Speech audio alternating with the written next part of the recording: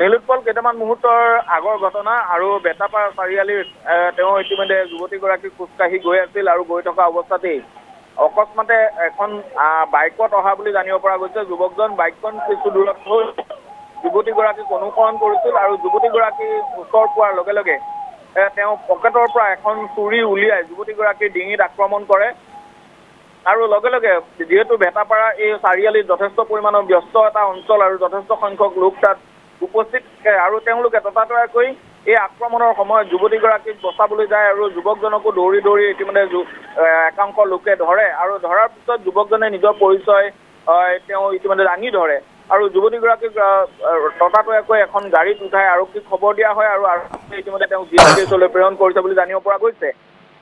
কিন্তু একেটা সময়তে স্থানীয় উত্তেজিত একাংশ লোকে যুৱকজনক উত্তম মাধ্যম সোধায় আৰু যুৱকজনকো ইতিমধ্যে মুমূৰ্ষু অৱস্থাত আৰক্ষীয়ে উদ্ধাৰ কৰি তেওঁক ততাতৈয়াকৈ হেল্থ চিটি হস্পিটেললৈ প্ৰেৰণ কৰা হৈছে বুলি জানিব পৰা গৈছে। যুৱকজনৰ অৱস্থা কিছু সংকটজনক, তাৰ সমান্তৰালকৈ যুৱতীগৰাকীৰ যথেষ্ট পৰিমাণৰ ৰক্তক্ষৰণ যুৱকজনৰ চিনাকি আছিল নেকি পূৰ্বৰে পৰা?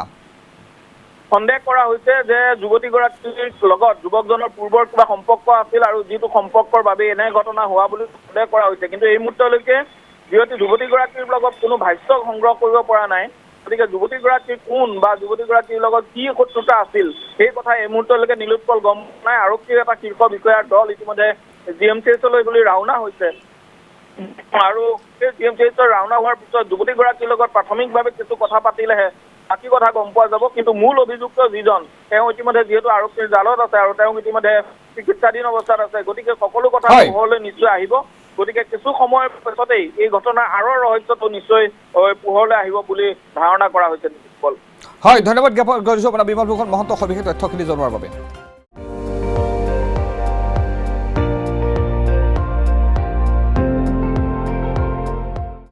আপুনি চাই আছে ND24, সৰ্বশ্ৰেষ্ঠ নহয় সৰ্বোত্তমৰ দৌৰত।